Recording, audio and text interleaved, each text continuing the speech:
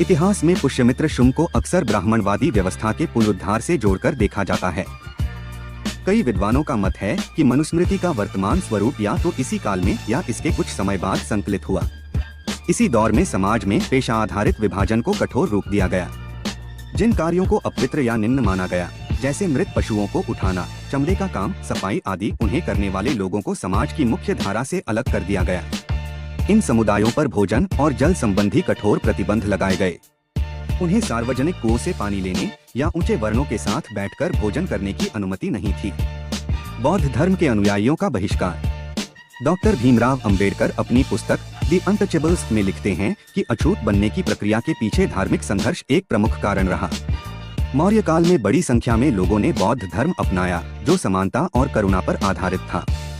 लेकिन जब पुष्यमित्र शुंग सत्ता में आए तो उन्होंने वैदिक कर्मकांडों को फिर से अनिवार्य बनाने का प्रयास किया। जो समूह बौद्ध धर्म छोड़ने को तैयार नहीं हुए या ब्राह्मणवादी सामाजिक व्यवस्था को स्वीकार करने से इनकार करते रहे, उन्हें धीरे धीरे सामाजिक रूप से बहिष्कृत कर दिया गया।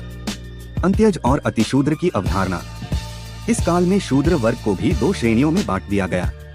अनिर्वासित शूद्र, जो गांव या समाज के भीतर रहकर सेवा कार्य करते थे।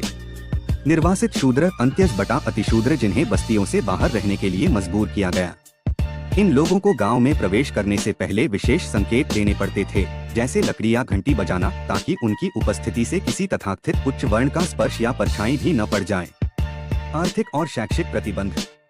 इन समुदायों को संपत्ति रखने के अधिकार से वंचित कर दिया गया, ताकि वे कभी आर्थिक रूप से स्वतंत्र न बन सकें।